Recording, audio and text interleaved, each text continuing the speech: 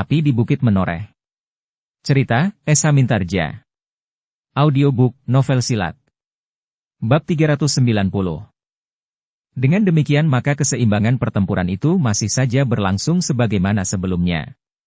Podang Abang yang merasa ilmunya telah memanjat ke tataran yang semakin tinggi, harus menghadapi kenyataan bahwa Ki Jayaraga sekarang juga bukan Ki Jayaraga beberapa tahun yang lalu. Dengan demikian, maka Ki Jayaraga semakin lama semakin mendesak lawannya. Jika benturan ilmu terjadi, maka kekuatan ilmu Ki Jayaraga lah yang berhasil mendesak kekuatan ilmu Podang Abang, betapapun kecil selisihnya. Sentuhan serangan-serangan kedua belah pihak yang terjadi pun menunjukkan bahwa ilmu dan kemampuan Ki Jayaraga masih berada di atas ilmu dan kemampuan Podang Abang.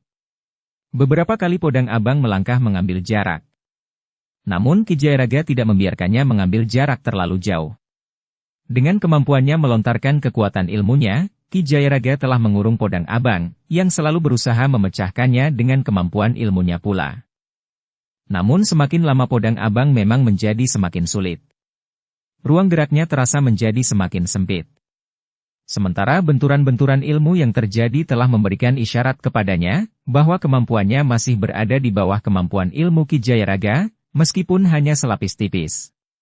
Karena itu, kemungkinan yang ditunggunya adalah jika Ki Jayaraga satu kali membuat kesalahan yang dapat dimanfaatkannya. Tetapi Ki Jayaraga menyadari tingkat kemampuan Podang Abang, sehingga ia sama sekali tidak menjadi lengah. Ia bahkan semakin lama semakin berhati-hati. Podang Abang mengumpat tidak habis-habisnya. Tetapi kesadaran akan harga dirinya telah membuatnya tetap garang menghadapi serangan-serangan Ki Jayaraga. Meskipun serangan-serangan itu semakin lama justru semakin terasa menyentuh pakaiannya, dan bahkan kulitnya. Kedua orang itu bertempur justru semakin garang. Keduanya telah sampai ke puncak ilmu mereka. Sambaran-sambaran ilmu dan kekuatan berbagai macam kemampuan kedua orang itu telah mengoyak suasana malam. Sementara pertempuran-pertempuran di lingkaran-lingkaran yang lain sudah berhenti sama sekali, kecuali Ki Ajar Gurawa yang telah berada pada tahap-tahap terakhir untuk menyelesaikan lawannya, Ki Rangga Resapraja. Sabung Sari dan Gelagah Putih menjadi semakin tegang ketika kedua orang tua itu kemudian telah bertempur lagi dalam jarak jangkau serangan-serangan kewadagan mereka, meskipun dilambari dengan berbagai macam ilmu dan kekuatan landasan penguasaan tubuh mereka. Sentuhan-sentuhan tangan mereka pun telah meninggalkan bekas yang sangat mendebarkan. Betapapun Ki Jayaraga mampu memasang perisai dengan landasan kekuatan ilmunya atas kekuatan Aji Tapak Gundala, namun bukan saja pakaiannya, tetapi kulitnya pun telah dilukai oleh kekuatan Aji Tapak Gundala itu. Di beberapa bagian tubuhnya, nampak kulitnya menjadi merah kehitam-hitaman. Namun dengan kemampuannya mengeterapkan daya tahannya berlandasan kekuatan yang dapat disadapnya, maka Ki Jayaraga masih tetap mampu bertahan. Ia mampu mengatasi perasaan nyeri dan panas pada luka-lukanya itu. Namun sebaliknya, hentakan kekuatan getaran bumi yang menjadi sandaran kekuatan Ki Jayaraga bukan saja membuatnya tidak tergetar oleh serangan-serangan Podang Abang, tetapi lontaran kekuatan itu telah membuat tulang-tulang Podang Abang bagaikan menjadi retak. Perlahan-lahan tetapi pasti, dukungan kewadagan Podang Abang mulai turun. Podang Abang yang menyadarinya, mempunyai perhitungan tersendiri. Ia tidak menjadi gelisah karena kemampuan ilmu Ki Jayaraga, tetapi juga karena kekuatannya mulai menjadi susut setelah ia mengerahkan segenap kekuatan dan ilmunya. Betapapun tinggi ilmu yang dimilikinya, namun kemampuan dan daya wadaknya tetap terbatas. Itulah sebabnya, maka semakin lama keadaannya menjadi semakin sulit. Podang Abang semakin terdesak oleh serangan-serangan Ki Jayaraga. Dengan landasan puncak-puncak ilmu mereka, maka keduanya telah menghentakkan segala-galanya. Podang Abang yang kekuatan dan kemampuannya menjadi semakin surut, sama sekali tidak berusaha untuk menghemat tenaganya. Tetapi ia justru menumpahkan segala kemampuannya untuk mengimbangi desakan Ki Jayaraga. Ki Podang Abang ingin memanfaatkan satu kesempatan saja untuk menghancurkan lawannya. Ki Jayaraga memang tertahan sesaat. Tetapi Ki Jayaraga pun telah merasa terlalu lama bertempur melawan Podang Abang. Segala macam kemampuan dan ilmunya telah diperasnya. Karena itu, maka sudah saatnya untuk mengakhiri pertempuran itu, sebelum segenap kekuatannya menyusut. Dengan demikian maka nafas pertempuran itu pun justru meningkat. Keduanya telah menghentakkan sisa-sisa kemampuan mereka masing-masing. Pada kesempatan itulah, Ki Jayaraga telah mengungkapkan segenap landasan kekuatan yang ada padanya. Ia telah meredam kekuatan tapak gundala Podang Abang dengan kekuatan yang bersumber pada kekuatan air dan udara, sementara ia telah mempergunakan kekuatan yang diserapnya dari getaran bumi serta menyerang dengan dasar kekuatan panasnya api. Ki Jayaraga sama sekali tidak melontarkan ilmunya itu, karena beberapa kali Podang Abang mampu menghindarinya. Tetapi Ki Jayaraga langsung melibat Podang Abang dalam satu pergulatan yang sengit. Betapapun keduanya memiliki keterampilan penguasaan tubuh serta unsur-unsur gerak yang rumit, namun keduanya ternyata harus membenturkan kekuatan dan ilmu mereka beberapa kali. Ki Jayaraga merasa bahwa pertahanan Podang Abang semakin lama menjadi semakin goyah.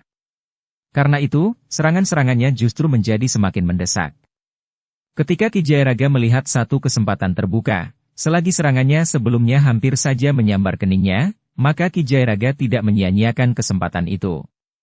Podang Abang yang bergeser selangkah menyamping dengan tergesa-gesa, hampir kehilangan keseimbangannya. Justru selagi Podang Abang memperbaiki keadaannya, Ki Jayaraga telah menyerangnya dengan menghentakkan segala kemampuan dan ilmunya sampai tuntas.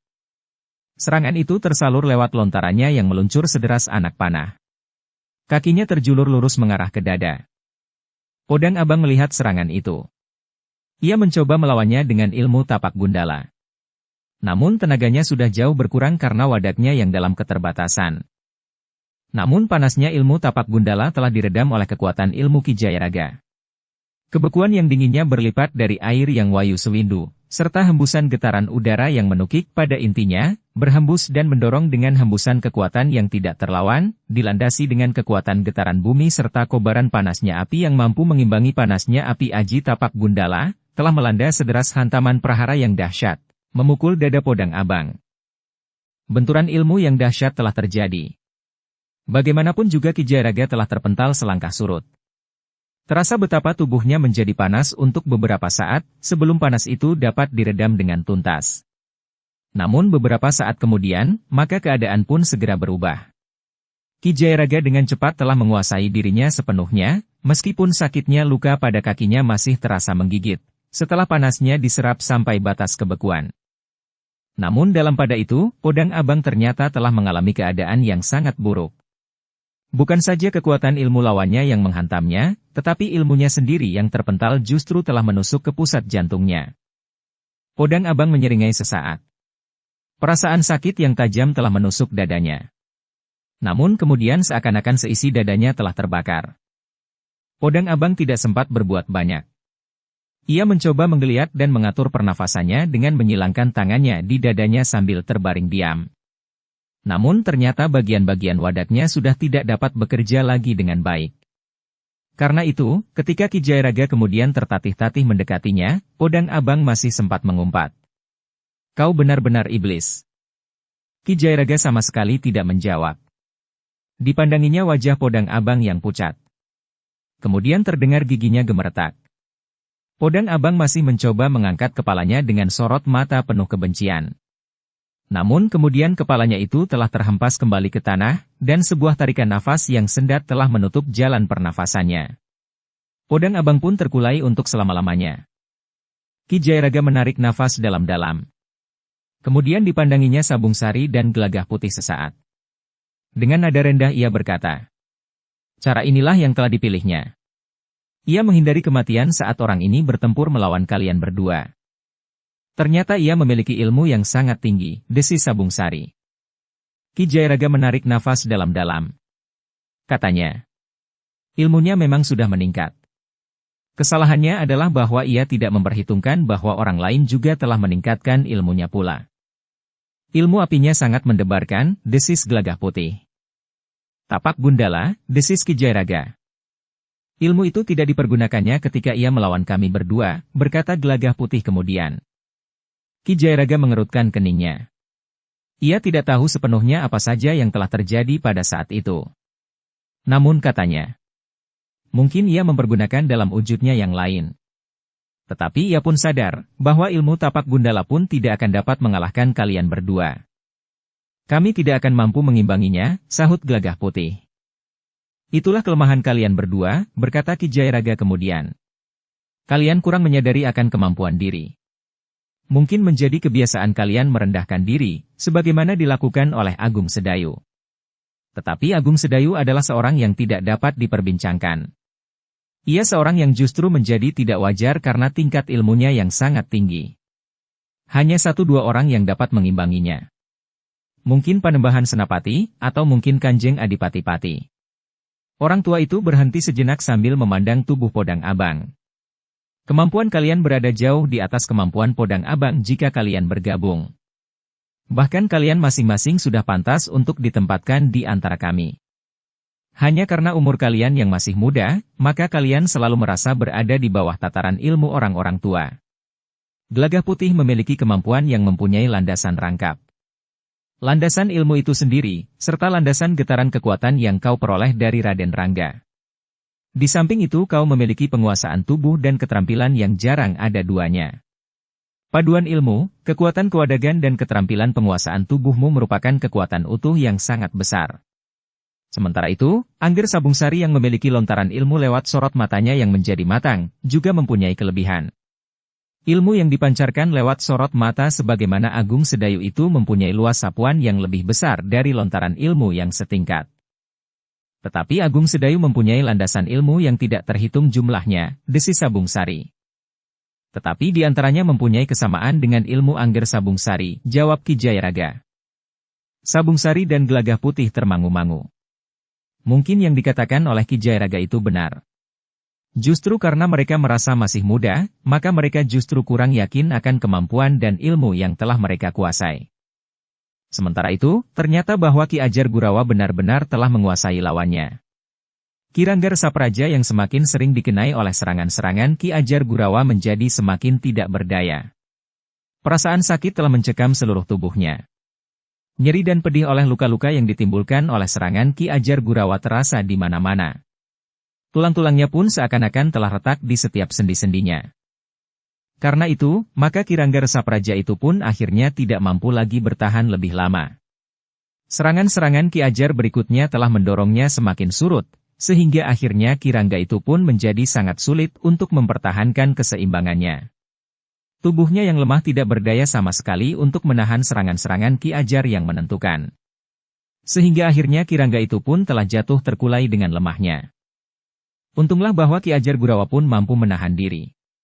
Ia sadar bahwa Ki Rangga berdua itu sangat diperlukan untuk memberikan keterangan dan pertanggungjawaban atas apa yang telah dikerjakannya. Namun dalam pada itu, orang-orang yang telah menyelesaikan tugasnya di halaman istana itu pun segera teringat kepada Ki Wanayasa. Apa yang telah dilakukannya terhadap Ki Patih Mandaraka? Betapapun mereka yakin akan kemampuan Ki Patih, namun mereka masih juga merasa berdebar-debar. Biarlah aku menengok apa yang telah terjadi di dalam, berkata Ki Jayaraga. Aku akan melihat dari pintu butulan, desis Gelagah Putih. Akhirnya bersama-sama Ki Jayaraga, Gelagah Putih, Sabungsari dan Ki Ajar Gurawa telah sepakat untuk melihat apa yang terjadi di ruang dalam, namun dari pintu yang berbeda-beda. Tetapi belum lagi mereka beranjak dari tempat mereka, tiba-tiba angin yang sangat kencang telah bertiup lewat pintu peringgitan Istana Kepatihan. Demikian kencangnya, sehingga daun pintu yang terhembus itu pun ikut hanyut dan berderak terbanting di pendapa. Selagi orang-orang yang melihat masih belum menyadari apa yang terjadi, maka tiba-tiba pula sesosok bayangan telah terlempar demikian kerasnya jatuh terguling di pendapa. Namun demikian derasnya hembusan angin yang bagaikan angin pusaran yang berputar mendatar, maka sosok yang terguling di pendapa itu telah terlempar jauh melalui tangga pendapa, ke halaman. Orang-orang yang menyaksikannya tegak membeku di tempatnya. Sosok yang jatuh terlempar ke halaman itu ternyata sudah tidak bergerak sama sekali. Namun sementara itu, angin pun telah mereda. Suasana pun menjadi hening kembali. Untuk beberapa saat lamanya, halaman Istana Kepatihan itu bagaikan membeku. Orang-orang yang berdiri tegak di halaman hanya saling memandang. Demikian pula para prajurit di regol yang tertutup, serta orang-orang yang telah menyerah. Namun kemudian suasana itu telah dipecahkan oleh kehadiran seseorang dari ruang dalam melalui pintu peringgitan yang telah rusak, yang daunnya telah dihanyutkan oleh prahara yang berhembus deras dari dalam. Ternyata Ki Patih Mandarakalah yang berjalan melintasi peringgitan, dan kemudian berdiri di pendapa Kepatihan. Sejenak Ki Patih Mandaraka memandang berkeliling. Tidak seorang pun yang bergerak. Semuanya tertegun diam, sementara beberapa sosok terbaring diam di halaman. Meskipun Kipatih masih berdiri tegak, namun nampak betapa orang tua itu menjadi letih.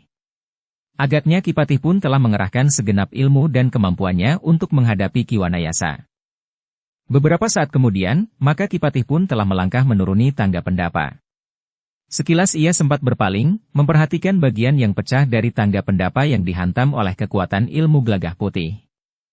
Demikian Kipatih berdiri di dekat tubuh yang terlempar dari ruang dalam itu, maka ia pun telah memberi isyarat kepada Ki Jayaraga, Ki Ajar Gurawa dan yang lain untuk mendekat. Aku tidak dapat berbuat lain, desis Kipatih, setelah beberapa orang mengerumuninya. Aku sudah menawarkan agar Ki Wanayasa mengurungkan niatnya. Kita dapat berbicara dengan baik tanpa harus mengerahkan tenaga dan membuat penyelesaian dengan kekerasan. Tetapi orang itu ternyata hatinya sekeras batu. Ia benar-benar ingin membunuhku, sehingga aku harus membela diri dengan cara ini. Orang-orang yang berkerumun itu mengangguk-angguk. Sementara itu Kipatih pun berkata, seandainya ada seorang saja di antara mereka yang membantu orang ini, maka mungkin aku sudah tidak akan mampu bertahan. Apalagi menurut rencana mereka, aku harus menghadapi beberapa orang sekaligus. Seandainya rencana ini tidak tercium oleh Ki Ajar Gurawa dan kemudian kalian datang membantu, aku hanya tinggal nama saja. Ki Jayaraga menarik nafas dalam-dalam. Dengan jujur ia berkata, ternyata yang datang ke istana Kepatihan adalah orang-orang berilmu tinggi.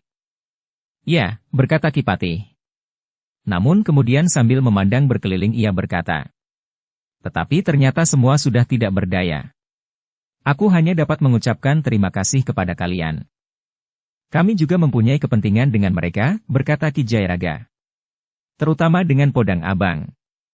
Aku memang sudah berjanji untuk membuat penyelesaian. Adalah kebetulan bahwa penyelesaian itu kau lakukan di sini, sehingga aku tidak dibebani oleh ilmunya yang tinggi. Apalagi bersama-sama dengan Ki Wanayasa, berkata Kipatih.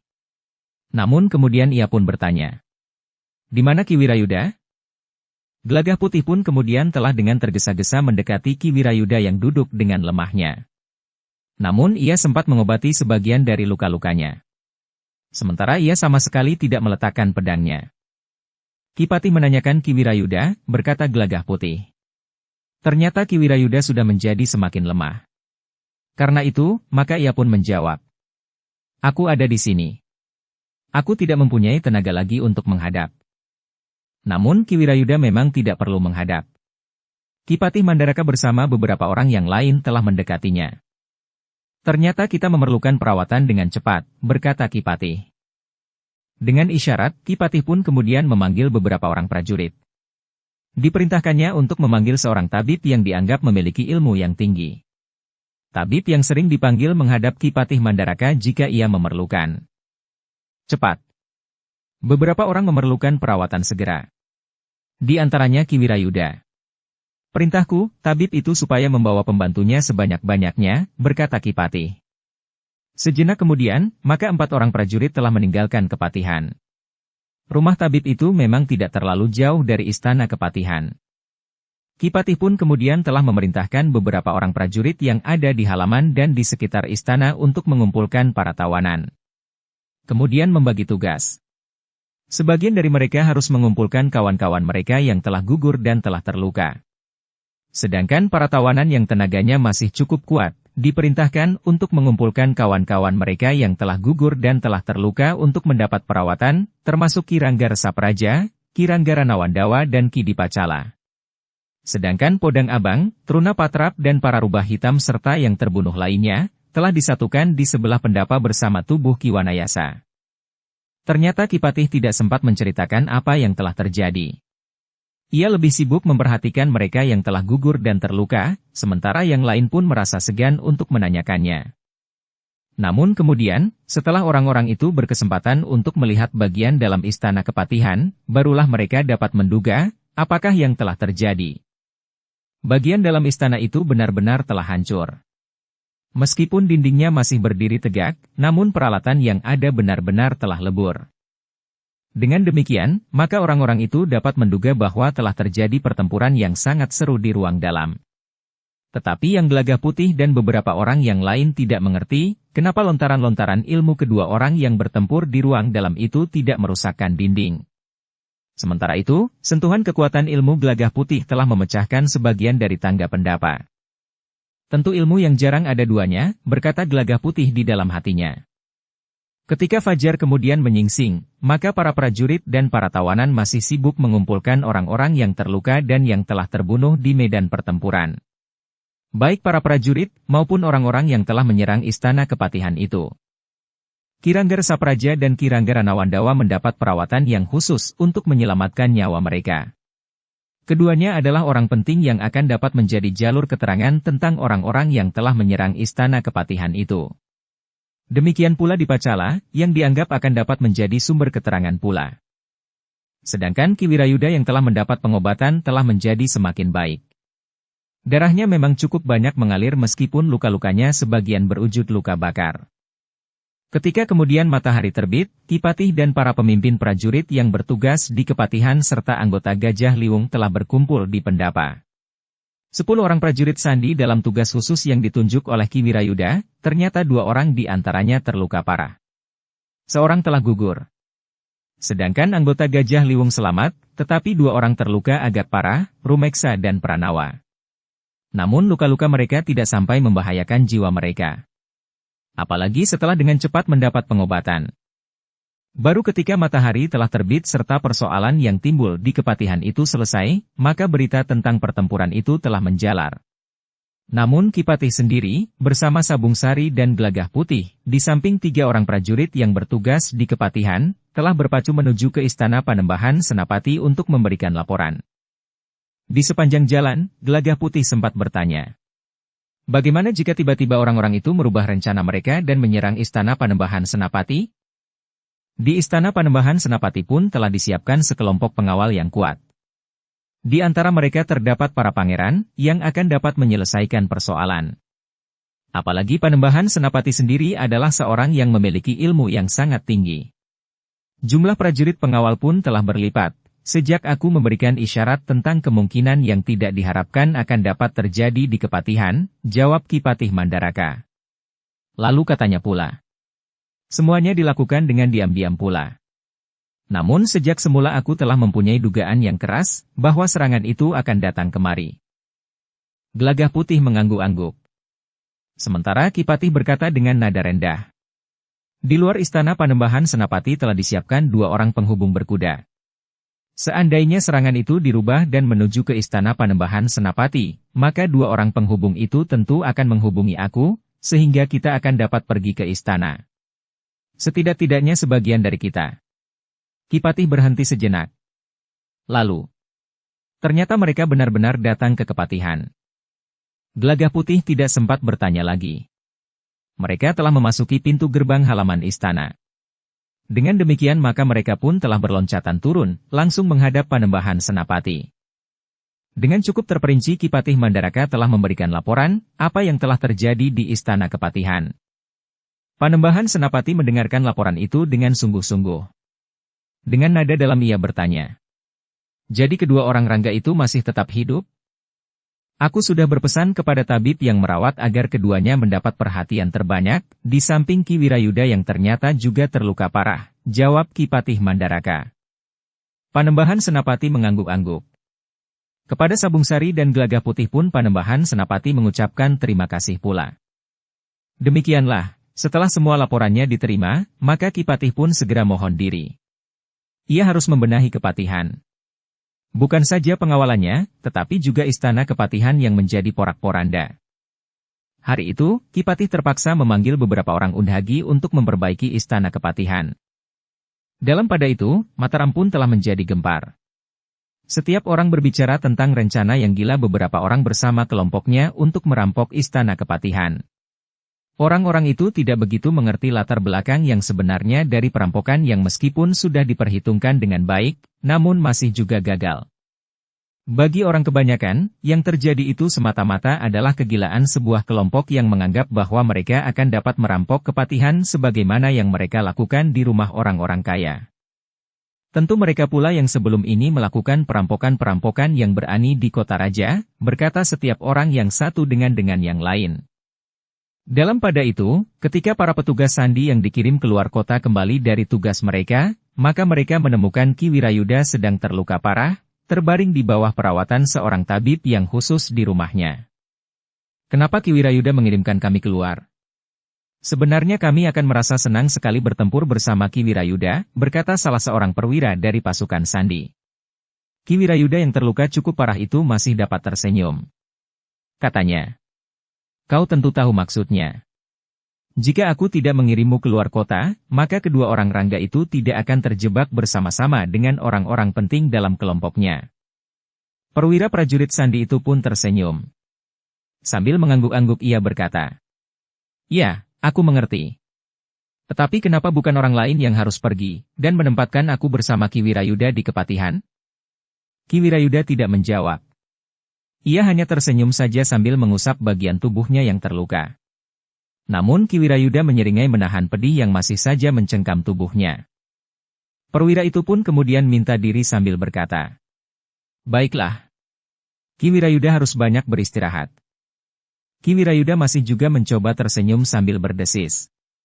Aku akan beristirahat sebaik-baiknya. Namun kalian masih harus selalu mengawasi keadaan.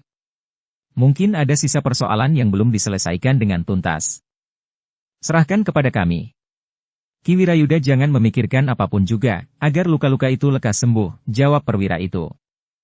Namun dalam pada itu, sesuai dengan kesepakatan Ki Wirayuda, Ki Patih Mandaraka dan bahkan kemudian telah diketahui oleh Panembahan Senapati sendiri, bahwa kelompok Gajah Liwung masih tetap tersembunyi. Beberapa orang petugas sandi dan prajurit di Kepatihan pun tidak mendapat penjelasan tentang orang-orang yang disebut sebagai abdi Kepatihan itu. Apalagi abdi Kepatihan itu sendiri. Mereka merasa aneh jika tiba-tiba saja ada abdi Kepatihan yang belum pernah mereka kenal. Namun sebagian dari mereka ada yang mengenali Gelagah Putih sebagai sahabat Raden Rangga, yang pernah berada di Kepatihan itu pula. Tetapi mereka tidak mengerti hubungannya dengan peristiwa yang baru saja terjadi di Kepatihan. Hari-hari berikutnya, orang-orang dari kelompok Gajah Liwung itu masih tetap berada di Kepatihan. Mereka masih ikut berjaga-jaga. Kemungkinan yang tidak mereka duga-duga akan dapat terjadi. Namun dalam pada itu, kegiatan prajurit di Kota Raja telah meningkat pula. Jika sebelumnya Ki Patih berusaha untuk tidak membuat para penghuni Kota Raja menjadi resah, maka setelah peristiwa itu terjadi, justru kegiatan para prajurit yang meningkat dapat menimbulkan ketenangan di hati orang banyak, karena mereka merasa terlindungi. Dalam pada itu, selagi Ki Patih Mandaraka masih menahan para anggota Gajah Liwung pada hari-hari berikutnya lagi, maka Panembahan Senapati telah memanggil Sabung Sari dan Gelagah Putih untuk ikut menghadap bersama Ki Patih Mandaraka. Jika kalian berdua tidak terlibat langsung dalam peristiwa di Kepatihan, maka aku tidak akan memanggil kalian berdua bersama Paman Patih Mandaraka, berkata Panembahan Senapati. Sabung Sari dan Gelagah Putih hanya menundukkan kepalanya saja. Sementara Ki Patih Mandaraka berkata, Ki Ajar Gurawa dan Ki Jaraga juga masih berada di Kepatihan. Panembahan Senapati mengangguk-angguk. Namun katanya kemudian, jika aku berbicara dengan Sabung Sari dan Gelagah Putih, rasa-rasanya aku sudah berbicara dengan Untara dan Agung Sedayu. Ki Patih Mandaraka menarik nafas dalam-dalam. Sudah tentu bahwa Panembahan Senapati mempunyai penilaian yang khusus terhadap Sabung Sari dan Gelagah Putih, sebagaimana Panembahan Senapati menilai Untara dan Agung Sedayu. Kakak beradik yang memiliki penilaian yang tinggi dari Panembahan Senapati. Dalam pada itu, Panembahan Senapati pun kemudian berkata, aku sudah menerima permohonan dari dua orang utusan yang akan menghadap. Utusan siapa Panembahan? Bertanya Ki Patih Mandaraka. Dua orang utusan dari Pati, jawab Panembahan Senapati. Dari Pati, suara Ki Patih merendah. Dari orang-orang yang tertawan. Ki Patih mendapat keterangan bahwa mereka melakukan rencana mereka yang ternyata gagal itu untuk kepentingan Pati. Mungkin kedua utusan itu membawa berita penting dari Adimas Adipati Pati, desis Panembahan Senapati seakan-akan kepada diri sendiri. Ki Patih Mandaraka mengangguk-angguk. Katanya, mungkin ada hubungannya dengan peristiwa yang baru saja terjadi di Kepatihan. Panembahan Senapati mengangguk-angguk lemah. Katanya, ada persoalan yang sulit diterima dengan akal.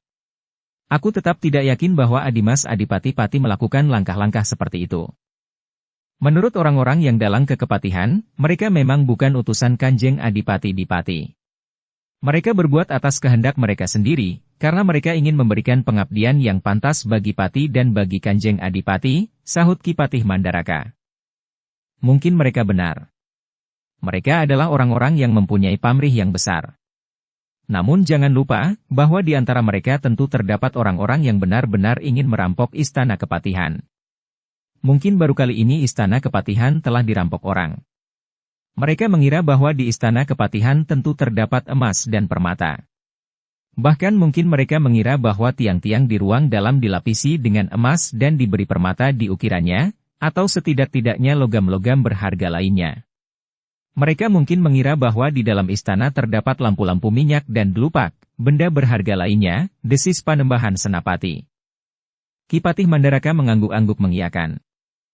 Namun dalam pada itu, Panembahan Senapati pun kemudian mengajak Ki Patih, Sabung Sari dan Gelagah Putih untuk memasuki Paseban dalam. Di Paseban telah berkumpul beberapa orang pemimpin pemerintahan dan para panglima prajurit, yang secara khusus dipanggil oleh Panembahan Senapati untuk mendengar pembicaraan dengan dua orang utusan dari Pati. Sesaat sebelum Panembahan Senapati dan Ki Patih Mandaraka memasuki Paseban, maka kedua orang utusan itu pun telah dibawa memasuki Paseban dalam.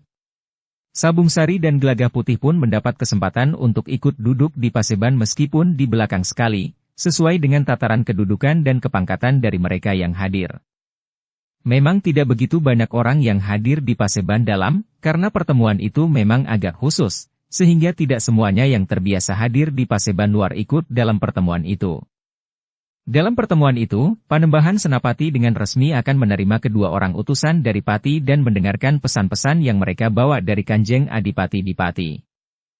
Sejak sebelumnya, Panembahan Senapati memang telah mengatakan kepada Ki Patih Mandaraka, bahwa pembicaraan itu bukan satu perundingan. Karena dalam perundingan masing-masing pihak akan duduk dalam tataran yang sama. Tetapi semata-mata mendengar pesan Kanjeng Adipati dari Pati. Dukung channel Novel Silat dengan subscribe, follow, like, komen dan share. Ketika segala macam tata cara telah dilakukan, maka Panembahan Senapati pun kemudian berkata kepada kedua utusan itu. Nah, sekarang aku persilahkan kalian menyampaikan pesan dari Adimas Adipati itu.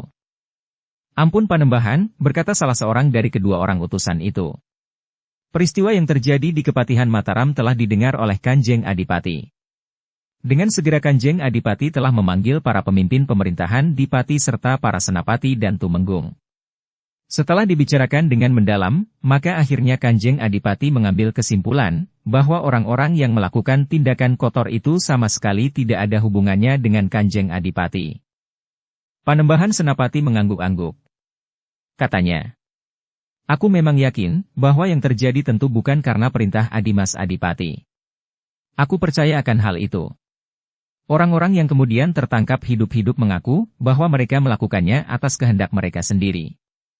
Hamba Panembahan, berkata utusan itu. Mereka adalah orang-orang yang bermimpi untuk memegang jabatan terpenting jika usaha mereka berhasil. Mereka berharap bahwa Kanjeng Adipati akan menganggap mereka telah berjasa. Apabila Pati kemudian berhasil mengalahkan Mataram, mereka berharap akan mendapatkan imbalan sepantasnya. Mereka yang memang tinggal di Mataram tentu berharap untuk mendapat kedudukan penting di Mataram kelak, atas nama Adipati Pati. Sedangkan yang lain masih bermimpi untuk berada di Pajang, atau bahkan Madiun. Panembahan Senapati menarik nafas dalam-dalam. Katanya, aku berterima kasih bahwa Adimas Adipati telah memerlukan mengirimkan utusan untuk menjelaskan keadaan. Mudah-mudahan hubungan antara Mataram dan Pati akan menjadi pulih kembali. Hamba tidak dapat mengatakan apapun tentang pulihnya hubungan Mataram dan Pati. Kanjeng Adipati hanya memerintahkan untuk menyampaikan pesan tentang peristiwa di Istana Kepatihan Mataram itu, berkata utusan itu. Apakah kedatangan kalian bukan pertanda bahwa Adimas Adipati akan bersedia untuk datang lagi ke Mataram, bertanya Panembahan Senapati. Hamba tidak mendapat pesan tentang hal itu Panembahan, jawab utusan itu. Panembahan Senapati menarik nafas dalam-dalam. Nampaknya hati Adipati Pati yang kecewa itu masih belum dapat dicairkan. Namun kedatangan utusan itu bagi Panembahan Senapati dapat menjadi pertanda baik hubungan antara Pati dan Mataram. Karena itu, maka Panembahan Senapati pun kemudian berkata kepada utusan itu. Baiklah. Aku terima semua pesan Adimas Adipati Pati. Namun akulah yang kemudian berpesan kepada kalian, jika kalian menghadap Adimas Adipati. Katakan bahwa aku, Panembahan Senapati, selalu menunggu kehadirannya di Mataram. Karena sejak kami bersama-sama ke Madiun sampai sekarang, Adimas Adipati tidak pernah datang ke Mataram. Baik sebagai saudara maupun sebagai seorang adipati-dipati, yang mempunyai kewajiban untuk setiap kali datang ke Mataram. Kedua orang itu termangu-mangu. Namun mereka tidak segera menjawab. Panembahan Senapati tanggap akan sikap itu. Karena itu, maka katanya, kalian tidak usah membuat pertimbangan sendiri.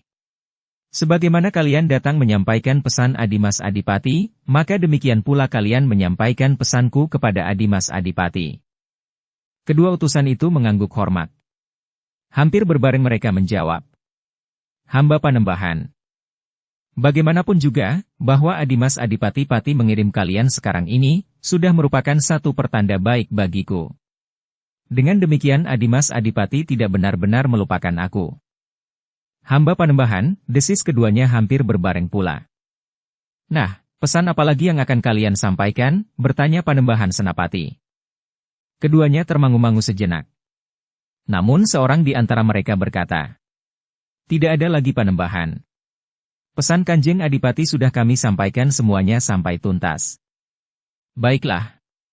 Semua orang-orang terpenting di Mataram mengetahui bahwa yang terjadi di Mataram, khususnya di Istana Kepatihan, tidak ada hubungannya dengan Adimas Adipati, berkata Panembahan Senapati kemudian. Hamba Panembahan.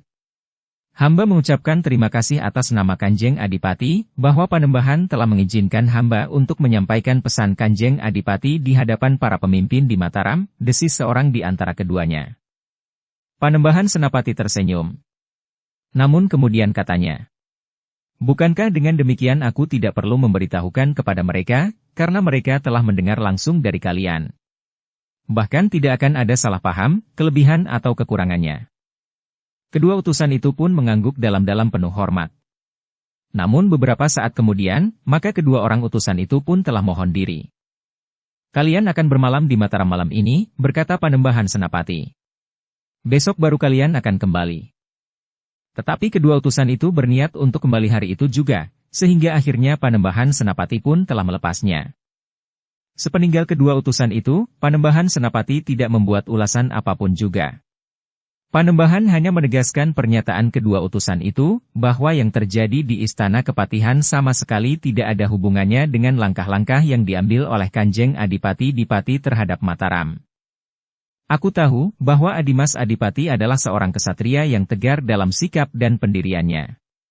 Ia tidak akan melakukan hal itu, berkata Panembahan Senapati. Namun setelah para pemimpin yang menghadap meninggalkan Paseban, serta Kanjeng Panembahan Senapati telah berada di ruang dalam bersama Ki Patih Mandaraka, dan yang kemudian memanggil Sabung Sari dan Gelagah Putih, Panembahan Senapati telah mencoba untuk mengurai suasana. Paman, berkata Panembahan Senapati. Bagaimana menurut kesan Paman terhadap kedua utusan itu? Semula aku menganggap bahwa yang dilakukan oleh Angger Adipati-Pati adalah satu pendekatan, berkata Ki Patih Mandaraka. Aku juga menganggap demikian, berkata Panembahan Senapati. Tetapi ternyata pendapatku kemudian menjadi ragu-ragu. Ki Patih Mandaraka mengangguk-angguk. Tetapi ia pun berkata pula. Ada beberapa hal yang perlu diperhatikan Ger. Ya Paman, jawab Panembahan Senapati. Aku berterima kasih bahwa Adimas Adipati telah mengirimkan utusan untuk menyampaikan keterangan tentang ketidakterlibatannya dalam peristiwa di Kepatihan. Tetapi yang justru menjadi perhatianku, demikian cepat Adimas Adipati mengetahui bahwa hal itu telah terjadi. Apakah yang sebenarnya terjadi, kita memang tidak tahu Panembahan. Tetapi seandainya benar anak Mas Adipati-Dipati tidak mengetahui rencana itu, maka tentu ada hal lain yang perlu dibicarakan, berkata Ki Patih Mandaraka. Ya. Itulah yang ingin aku sampaikan kepada Paman. Bukankah dengan demikian jaringan petugas Sandipati di Mataram sudah demikian luasnya, sehingga apa yang terjadi sekarang di Mataram, malam nanti Pati sudah mengetahuinya. Selambat-lambatnya esok pagi, sahut Panembahan Senapati. Angger Panembahan benar. Hal itu memang memerlukan perhatian secara khusus, berkata Ki Patih Mandaraka.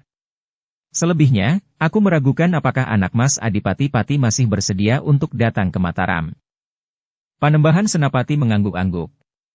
Dengan nada dalam ia berkata, agaknya kita masih harus menunggu untuk waktu yang panjang, mungkin kita bagaikan menunggu munculnya batu hitam dari dalam lautan. Namun segala sesuatunya akan dapat terjadi.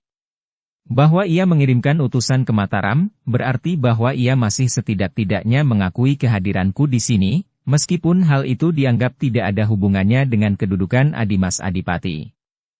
Sambil mengangguk-angguk Ki Patih berkata, sikap kedua utusan itu, serta tertibnya pengamatan sandi di Mataram, justru membuat kita harus bersiap-siap menghadapi segala kemungkinan.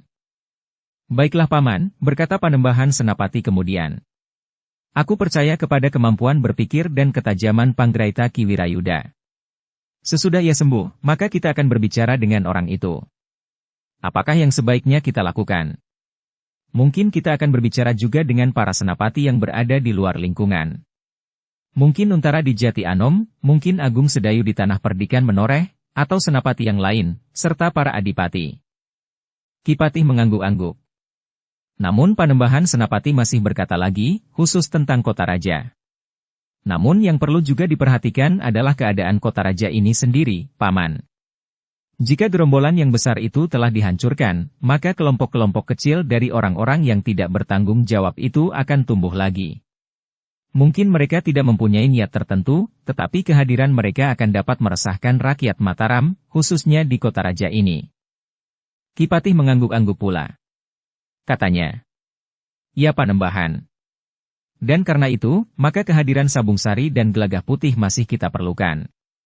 Mereka akan dapat berbuat banyak, sebagaimana sebelum kehadiran gerombolan dari orang-orang yang ternyata telah melakukan tugas yang jauh lebih besar dari sekedar merampok dan membuat keresahan itu. Semuanya nanti akan kita serahkan kepada Ki Wirayuda, juga tentang pengamatan para petugas sandi dari Pati, berkata Panembahan Senapati. Namun sebaiknya juga tugas yang akan dapat kita berikan kepada beberapa orang untuk berada di Pati. Kita sebaiknya juga mengetahui apa yang dilakukan oleh orang-orang Pati. Juga kita harus tahu jika ada sekelompok orang yang mengaku petugas dari Mataram untuk mengacaukan Pati, namun yang sebenarnya hanya untuk mencari keuntungan pribadi, sebagaimana yang baru saja terjadi di Mataram. Ki Patih Mandaraka mengangguk-angguk. Ia tahu benar apa yang dimaksud Panembahan Senapati. Karena itu, maka Ki Patih pun kemudian berkata, kami akan melakukan sebaik-baiknya Panembahan. Agaknya Ki Wirayuda juga tidak akan terlalu lama berbaring di pembaringan.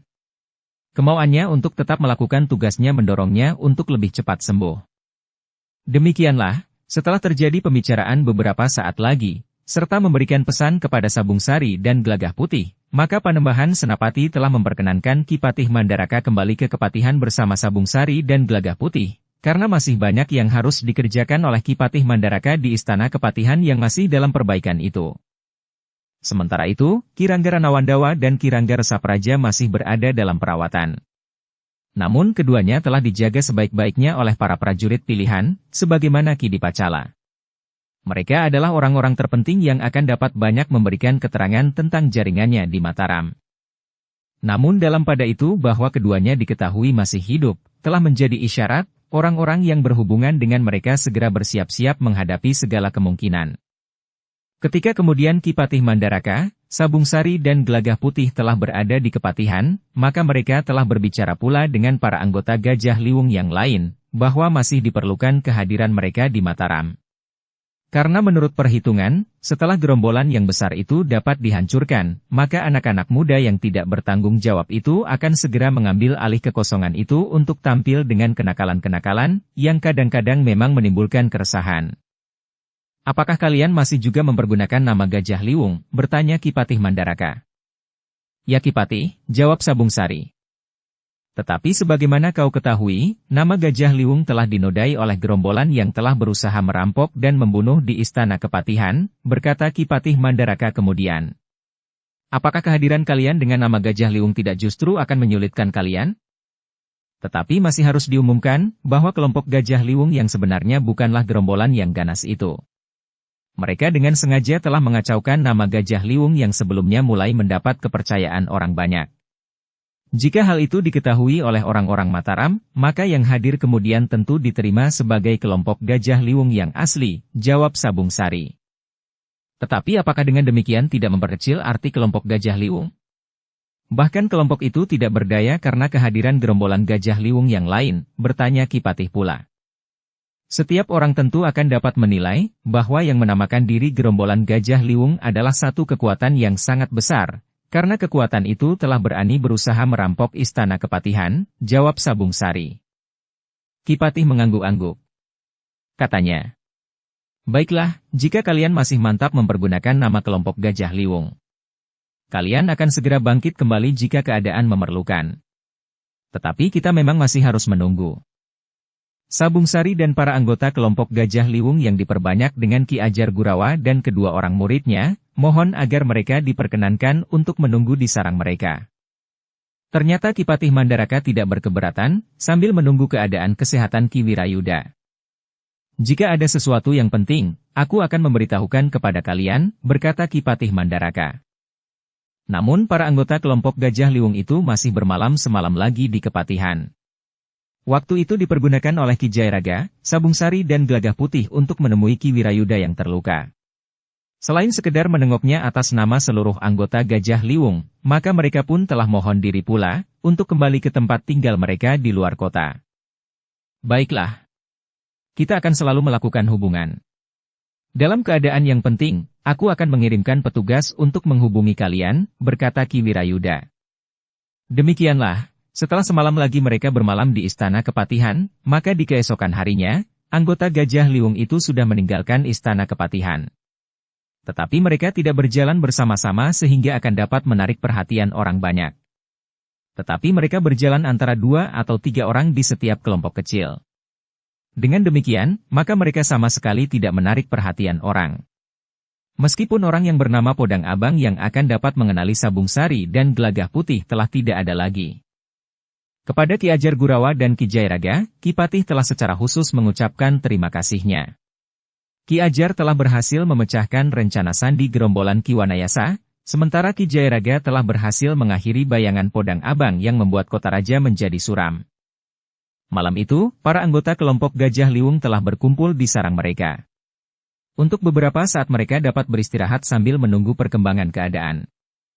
Namun seperti pesan Ki Patih Mandaraka, sebaiknya kelompok itu masih dibiarkan hadir di Mataram. Setelah orang-orang yang untuk beberapa waktu seakan-akan menguasai kehidupan di luar kuasa Paugeran, serta ketenangan kembali di Mataram, justru akan memberi kesempatan kepada anak-anak muda yang tidak bertanggung jawab untuk merasa dirinya mendapat kesempatan berbuat sesuai dengan keinginannya, tanpa mau tunduk kepada Paugeran yang berlaku.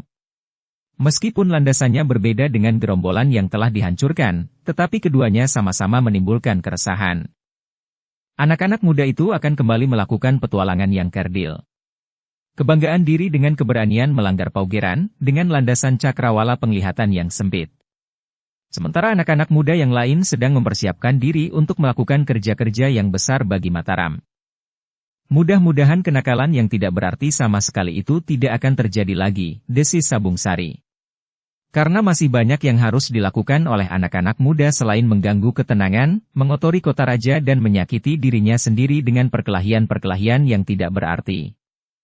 Ya. Gelagah Putih mengangguk-angguk. Bukankah lebih baik bagi mereka untuk melakukan sesuatu yang berarti bagi hidupnya sendiri kelak, bagi sanak kadangnya dan bagi Mataram? Setidak-tidaknya di Mataram ada seorang anak muda yang berpikir demikian, berkata Ki Ajar Gurawa. Beberapa orang serentak berpaling kepada Gelagah Putih, sehingga Gelagah Putih justru menundukkan kepalanya. Namun sambil tersenyum Ki Jairaga berkata. Ditambah dengan 2 orang murid Ki Ajar Gurawa. Ki Ajar Gurawa tertawa. Yang lain pun ikut tertawa pula. Namun setidak-tidaknya, dalam beberapa hari ini kita dapat melepaskan ketegangan. Aku dapat tidur dari waktu ke waktu, berkata Ki Jairaga pula. Ya. Aku sekarang justru sudah mempunyai satu pesanggerahan, sahut Ki Ajar Gurawa. Pesanggerahan, bertanya Ki Jairaga. Bukankah aku sudah membeli rumah dan pekarangannya, desis Ki Ajar Gurawa. Yang lain tertawa pula. Dengan nada tinggi Sabung Sari berkata. Baiklah. Pada suatu saat kami akan singgah di pesanggerahan itu. Namun dengan sungguh-sungguh Gelagah Putih pun berkata. Kita dapat memanfaatkan rumah itu jika Ki Ajar tidak berkeberatan. Dari sana, jarak dengan kota raja menjadi lebih dekat. Ya, hampir berbareng beberapa orang menyahut. Namun Ki Jayaraga pun kemudian berkata, kita akan memikirkan pada kesempatan lain. Kita dalam beberapa hari ini dapat beristirahat.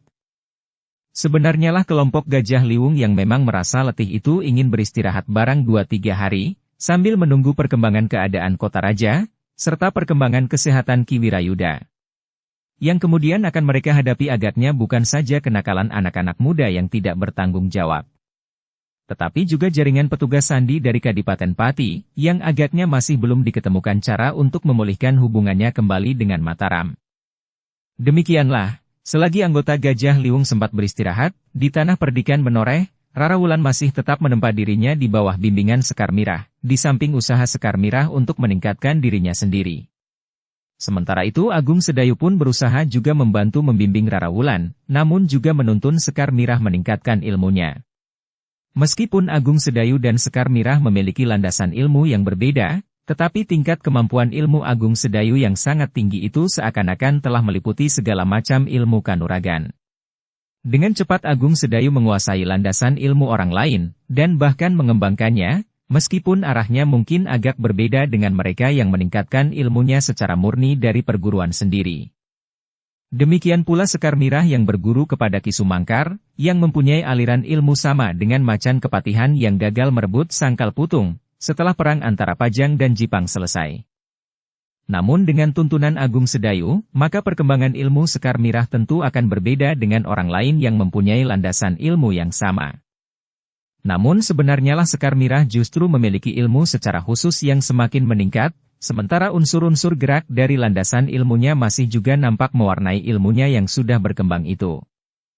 Ilmu yang sudah berkembang itulah yang kemudian diwariskannya kepada Rara Wulan. Namun bagaimanapun juga, pada Rara Wulan pun masih nampak juga aliran ilmu yang disadapnya dari Ki Sumangkar.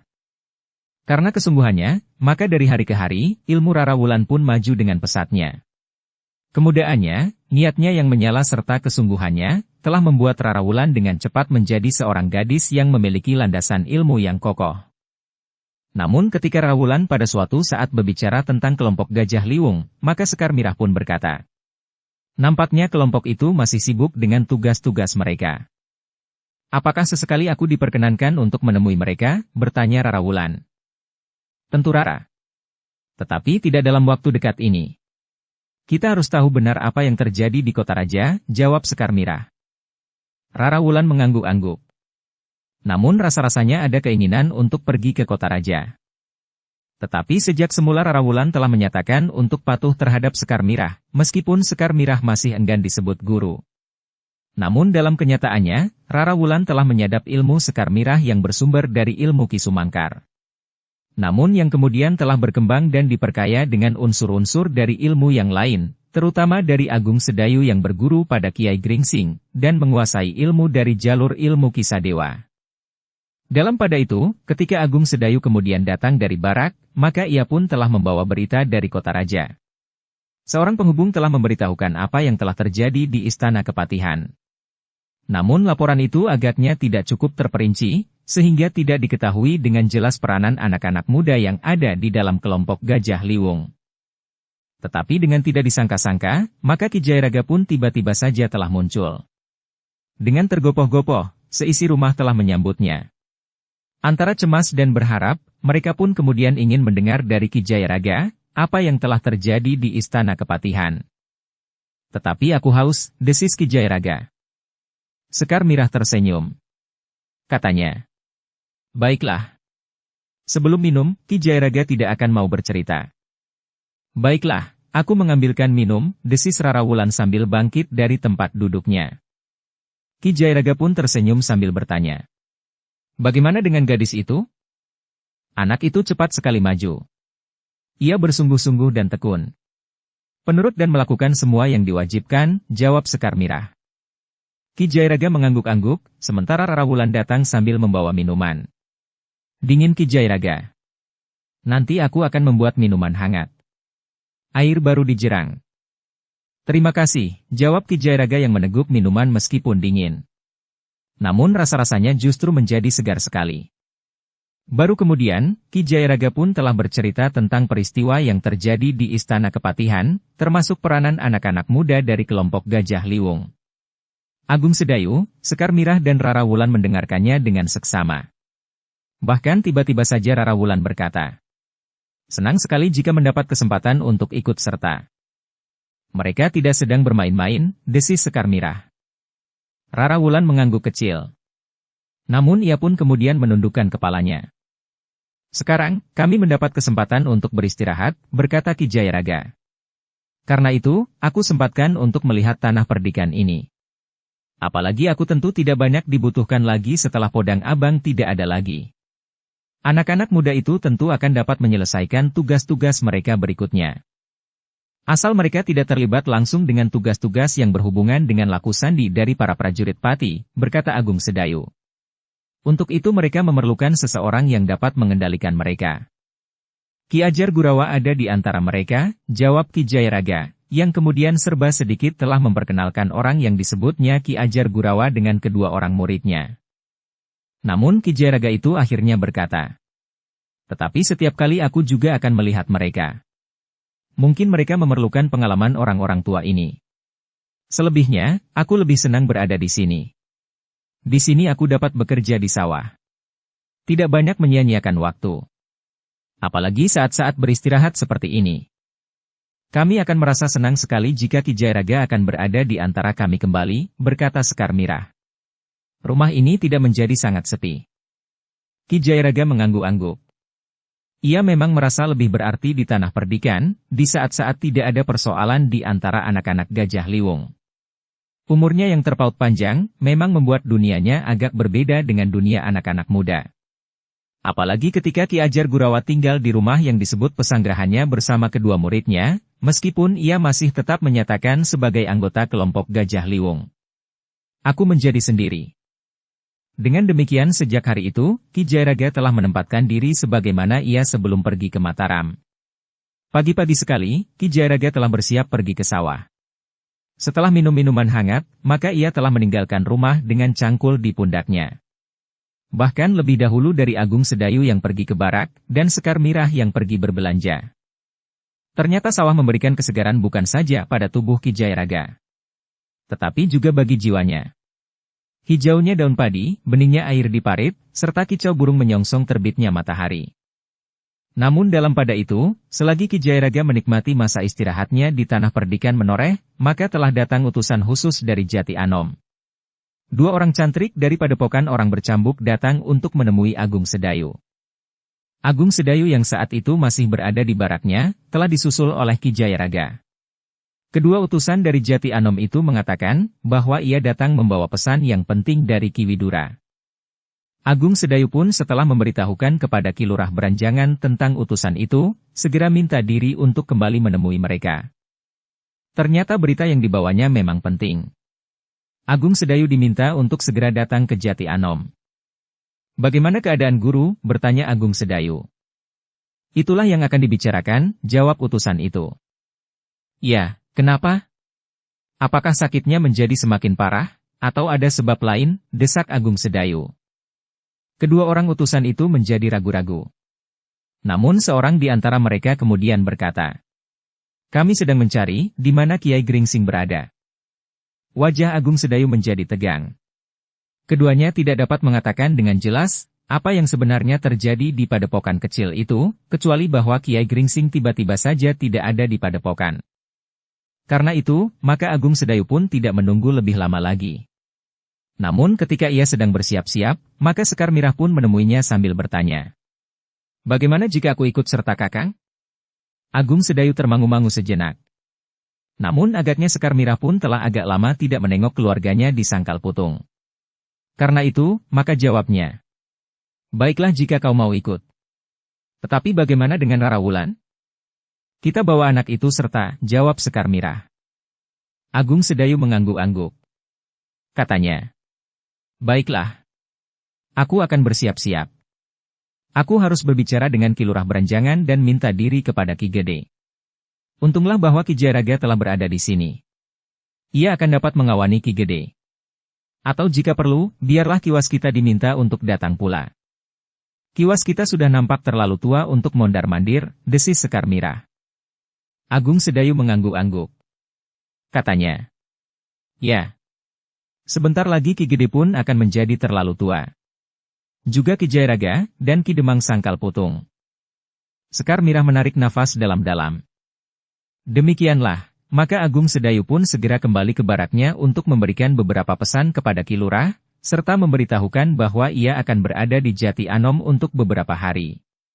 Kemudian singgah di rumah Ki Gede untuk minta diri bersama Sekar Mirah dan Rara Wulan. Nampaknya memang ada sesuatu yang penting sekali, berkata Agung Sedayu. Hati-hatilah di jalan Ger, pesan Ki Gede, yang juga sudah mendengar peristiwa yang terjadi di Mataram. Mungkin masih ada sisa dari kekisruhan yang terjadi di Mataram. Baik Ki Gede. Kami akan berhati-hati, jawab Agung Sedayu. Apakah Angger Agung Sedayu akan singgah di Mataram untuk mengajak Angger Gelagah Putih, bertanya Ki Gede. Mungkin tidak Ki Gede. Hari ini kami harus sudah berada di Jati Anom, meskipun malam, berkata Agung Sedayu. Perjalanan yang berat Ngger. Apalagi bersama Angger Rara Wulan, desis Ki Gede. Agung Sedayu. Untuk itu mereka memerlukan seseorang yang dapat mengendalikan mereka.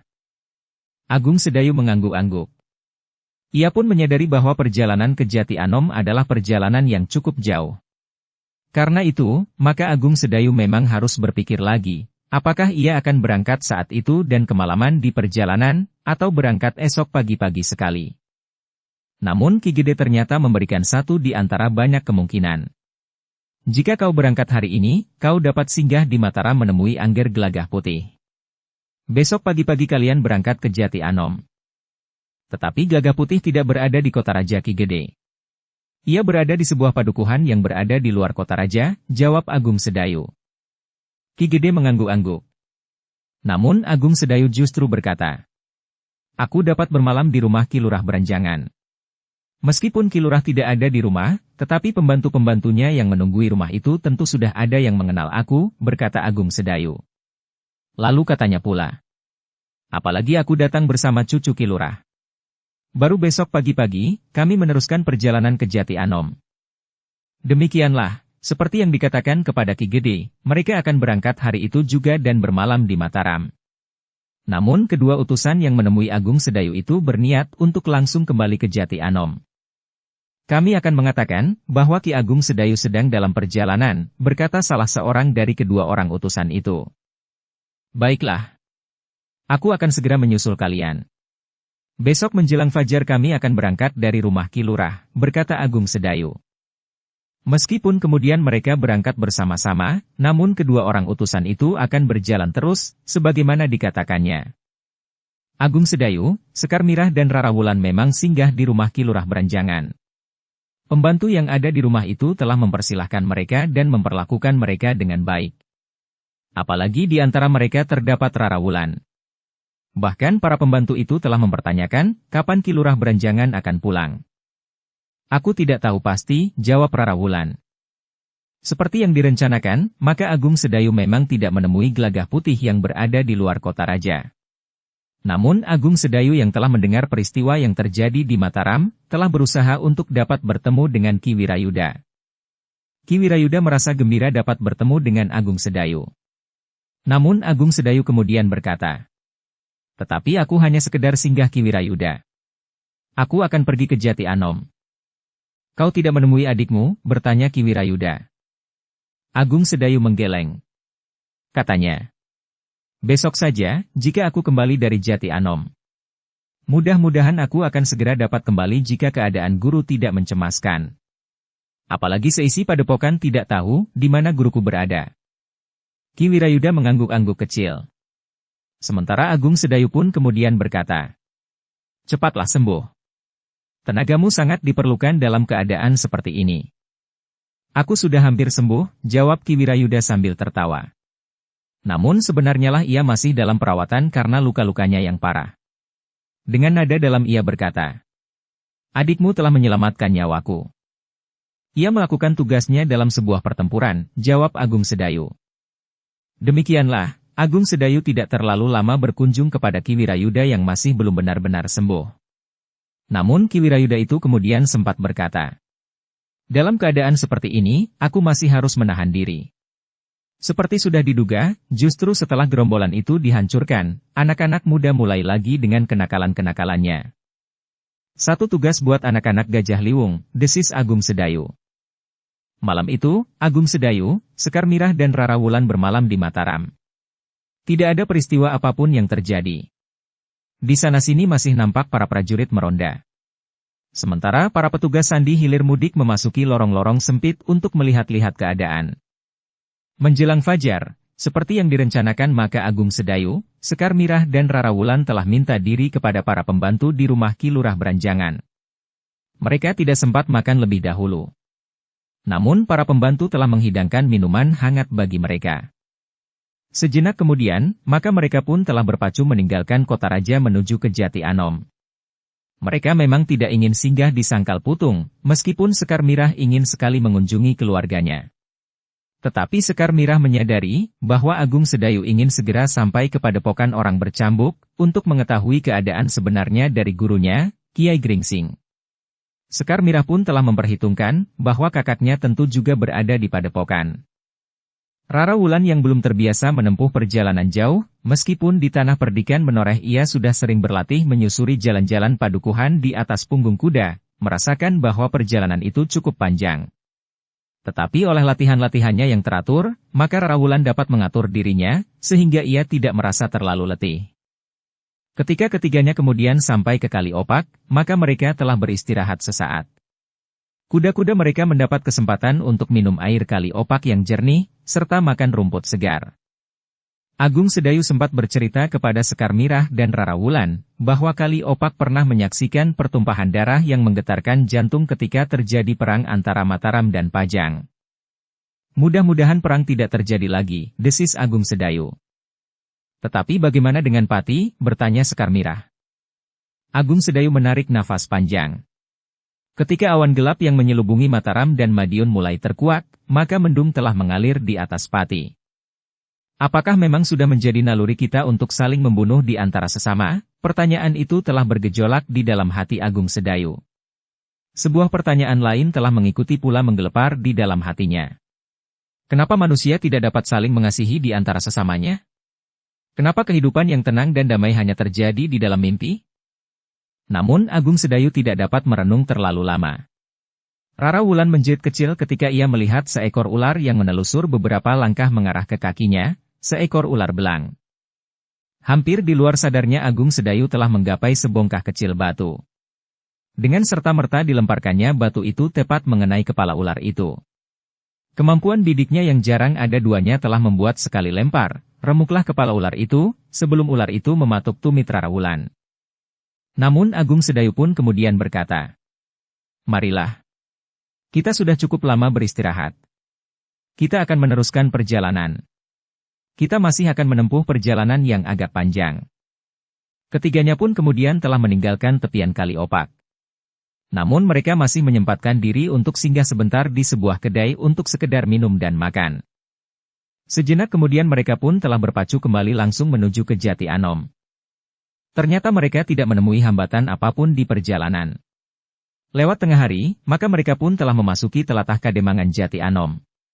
Sejenak kemudian mereka pun telah sampai ke padepokan kecil yang disebut Padepokan Orang Bercambuk.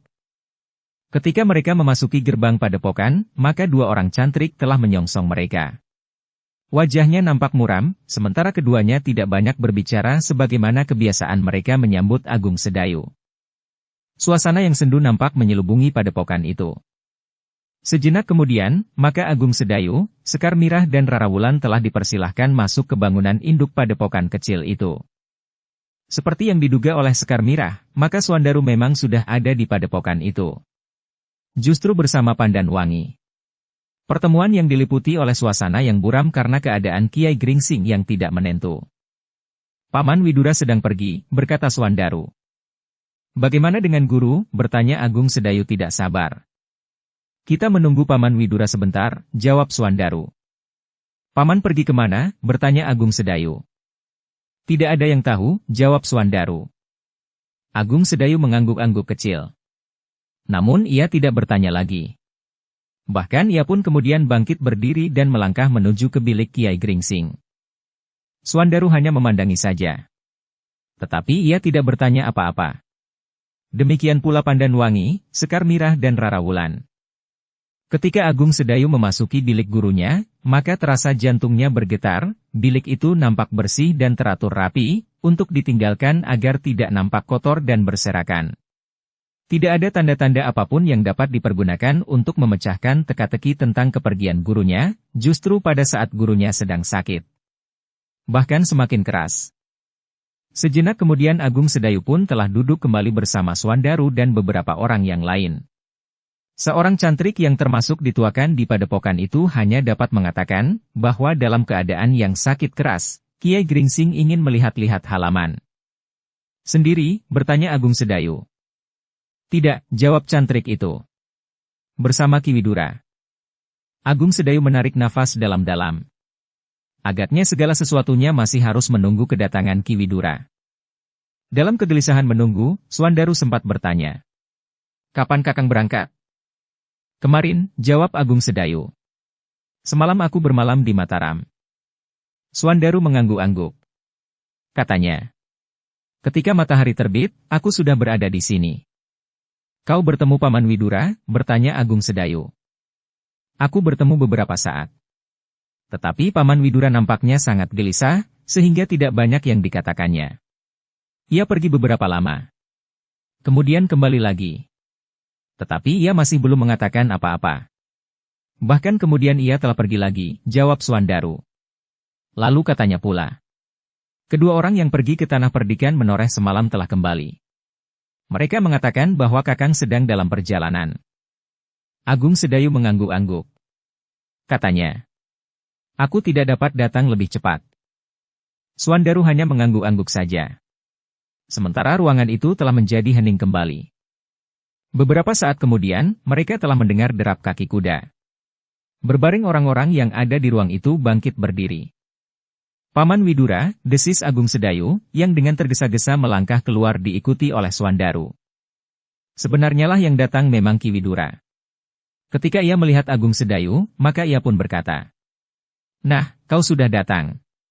Bersiaplah. Kita pergi bersama-sama dengan Angger Suandaru. Kemana? Bertanya Agung Sedayu. Ikut sajalah, jawab Ki Widura. Tetapi paman baru saja datang, desis Agung Sedayu. Aku hanya melihat, apakah kau sudah datang, jawab Ki Widura. Agung Sedayu pun segera bersiap. Sekar Mirah, Rara Wulan dan Pandanwangi diminta untuk menunggu. Bahkan Ki Widura berkata, Aku tidak tahu kapan kami kembali. Jadi, desis Pandanwangi. Kalian tunggu saja di sini, jawab Ki Widura. Mereka tidak sempat bertanya lagi. Agung Sedayu dan Suandaru pun segera mengikuti Ki Widura. Sejenak kemudian, maka 3 ekor kuda telah berderap meninggalkan padepokan itu, tanpa menyebut tujuan kepergian mereka. Ketika mereka menyusuri Bulak Panjang, maka Ki Widura berkata, Kita memanjat kaki Gunung Merapi. Tidak ada lagi yang berbicara. Kuda-kuda mereka berderap di atas jalan setapak yang berbatu-batu kecil. Jalan yang semakin lama semakin sulit dilalui. Namun kuda-kuda itu tidak berhenti. Di padepokan, Pandanwangi, Sekar Mirah dan Rara Wulan menunggu dengan gelisah. Tetapi tidak seorang pun di padepokan itu yang dapat diajak berbicara. Semua orang tidak mengetahui apa yang sebenarnya terjadi. Yang mereka tahu hanyalah Kiai Gringsing tidak ada lagi di padepokan. Selain Ki Widura, siapa lagi yang tidak ada di padepokan? Bertanya Pandanwangi. Seorang. Yang tertua di antara kami para cantrik, jawab salah seorang cantrik. Siapa? Desak Sekar Mirah tidak sabar. Kakang Agahan, jawab cantrik itu. Di mana Agahan itu sekarang? Bertanya Sekar Mirah pula. Kami tidak tahu. Kakang Agahan juga tiba-tiba saja tidak ada di padepokan, jawab cantrik itu. Apakah ada hubungannya antara hilangnya Kiai Gringsing dan kepergian Agahan itu? Bertanya Pandanwangi. Kami tidak tahu, jawab cantrik itu. Baik Pandanwangi maupun Sekar Mirah tidak mendesak. Cantrik itu nampaknya benar-benar tidak tahu kemana cantrik tertua itu pergi. Malam itu, padepokan orang bercambuk itu menjadi semakin sepi. Pandanwangi, Sekar Mirah dan Rara Wulan masih saja duduk-duduk di pendapa dengan 2 orang cantrik yang termasuk dituakan di padepokan itu, sambil menunggu mereka yang pergi bersama Ki Widura. Mereka berbincang tentang sikap dan tingkah laku Kiai Gringsing di saat-saat terakhir. Setelah Kiai Gringsing merasa tubuhnya semakin lemah, maka ia tidak lagi mampu langsung memimpin latihan-latihan dan menunggui kami bekerja di sawah dan ladang. Hanya kadang-kadang saja Kiai Gringsing melihat-lihat kami bekerja di kebun belakang, berkata cantrik itu. Namun di saat-saat wadaknya menjadi semakin lemah, maka Kiai Gringsing telah mempergunakan kemampuannya dalam hal obat-obatan untuk menolong orang banyak, sehingga setiap hari padepokan ini banyak dikunjungi orang untuk berobat. Namun Kiai Gringsing menjadi sangat prihatin ketika orang-orang itu menjadi salah menafsirkan kemampuan Kiai Gringsing. Bahkan ada yang menganggap bahwa Kiai Gringsing adalah orang tua yang memiliki ilmu gaib, yang dapat menghidupkan orang mati. Pandan Wangi, Sekar Mirah dan Rara Wulan mendengarkan keterangan itu dengan seksama. Sementara cantrik itu bercerita selanjutnya. Puncak dari keprihatinan Kiai Gringsing adalah ketika beberapa orang datang dengan membawa seorang gadis yang sudah meninggal. Mereka minta dengan sangat agar anak gadis yang beberapa pekan lagi akan melangsungkan perkawinan itu dihidupkan lagi. Cantrik itu berhenti sejenak. Lalu, jiwa Kiai Gringsing benar-benar terpukul. Bagaimanapun ia menjelaskan bahwa yang dilakukan itu adalah sekedar karena pengenalannya atas beberapa jenis dedaunan yang mengandung khasiat pengobatan, namun keluarga dari gadis itu tidak percaya. Mereka mendesak terus. Sementara ibu gadis itu beberapa kali jatuh pingsan. Ternyata betapapun kuatnya jiwa Kiai Gringsing, namun ternyata runtuh juga menyaksikan keadaan itu. Tiba-tiba saja Kiai Gringsing lupa akan dirinya. Ia telah berusaha dan mencoba untuk menolong keluarga yang kehilangan itu. Kiai Gringsing telah berdoa dan memohon agar gadis itu dapat hidup kembali. Dan gadis itu hidup kembali? Rara Wulan hampir berteriak. Cantrik itu menggeleng. Katanya, tidak. Gadis itu tidak dapat hidup kembali. Gadis itu tetap saja terbaring tanpa bernapas. Rara Wulan menarik nafas dalam-dalam. Ketegangan telah mencengkam jantungnya. Ada dua akibat yang membuat Kiai Gringsing semakin menyesali dirinya, berkata cantrik itu. Ia menyesal sekali, kenapa hal itu dilakukannya. Kenapa ia merasa berhak untuk mencoba dan memohon agar gadis yang telah meninggal itu dapat hidup kembali. Penyesalan yang lain adalah, keluarga gadis itu justru menjadi semakin marah. Bahkan ada di antara mereka yang menuduh bahwa Kiai Gringsing hanya berbuat pura-pura. Tetapi ia tidak benar-benar ingin menghidupkan gadis itu. Pandan Wangi, Sekar Mirah dan Rara Wulan benar-benar menahan nafasnya. Sementara cantrik itu berkata. Sejak saat itu, jiwa Kiai Gringsing benar-benar terguncang. Ia merasa telah melakukan satu kesalahan yang sangat besar. Ia merasa seakan-akan mempunyai wewenang untuk melakukan sesuatu lebih dari orang lain. Sesudah peristiwa itu, bertanya Sekar Mirah. Kiai Gringsing masih memberikan pertolongan pengobatan. Namun setiap kali ia menjelaskan bahwa ia sekedar mengenali jenis-jenis dedaunan dan akar-akaran pepohonan yang dapat dijadikan obat. Itu saja. Tentu saja dengan perkenan yang Maha Agung. Setiap orang dapat melakukannya asal ia tekun mempelajarinya. Cantrik itu menarik nafas panjang. Suaranya merendah. Namun mereka tidak percaya. Mereka tetap menganggap bahwa Kiai Gringsing memiliki kelebihan dari orang kebanyakan. Ia mampu menyembuhkan setiap penyakit, dan bahkan kepercayaan bahwa Kiai Gringsing dapat menghidupkan orang mati masih saja ada di antara orang-orang banyak itu. Pandan Wangi, Sekar Mirah dan Rara Wulan mendengarkan dengan penuh perhatian setiap kata yang diucapkan oleh cantrik itu. Seakan-akan mereka dapat merasakan betapa gaduhnya perasaan Kiai Gringsing yang menjadi semakin tua itu. Dalam pada itu, cantrik itu masih bercerita terus. Dari hari ke hari, maka anggapan orang terhadap Kiai Gringsing menjadi semakin tidak masuk akal. Obat-obatan Kiai Gringsing memang baik dan seakan-akan mampu menyembuhkan segala macam penyakit, karena Kiai Gringsing memang seorang ahli di dalam hal ini. Tetapi orang-orang yang salah tafsir itu semakin lama menjadi semakin banyak, sehingga ada di antara mereka yang menganggap bahwa Kiai Gringsing itu lebih dari manusia biasa. Keadaan itu membuat kesehatan Kiai Gringsing menjadi semakin buruk. Ia mengobati banyak orang dan mendapatkan kesembuhan. Tetapi satu kenyataan betapa keterbatasan manusia, Kiai Gringsing tidak dapat menolong dirinya sendiri. Itukah sebabnya Kiai Gringsing meninggalkan padepokan ini, bertanya Sekar Mirah. Kiai Gringsing tidak pernah mengatakan bahwa ia akan pergi. Tetapi Kiai Gringsing memang tidak mengharapkan orang banyak menganggapnya lebih dari orang kebanyakan, jawab cantrik itu. Sekar Mirah mengangguk-angguk. Memang tidak ada seorang pun yang akan dapat mengatakan, kenapa dan kemana Kiai Gringsing itu pergi. Apakah mungkin ada orang yang mengambilnya untuk satu kepentingan atau sebab apapun juga? Namun yang pasti Kiai Gringsing tidak ada di tempat. Sepeninggal Kiai Gringsing, masih banyak orang yang datang untuk minta pertolongan, berkata cantrik itu pula. Namun apa yang dapat kami lakukan? Cantrik itu termangu-mangu sejenak, lalu katanya. Tetapi banyak di antara mereka yang salah mengerti. Mereka menganggap bahwa Kiai Gringsing menolak untuk mengobati mereka yang datang setelah Kiai Gringsing itu pergi. Cantrik itu berhenti sejenak. Pandan Wangi, Sekar Mirah dan Rara Wulan hanya dapat mengangguk-angguk saja.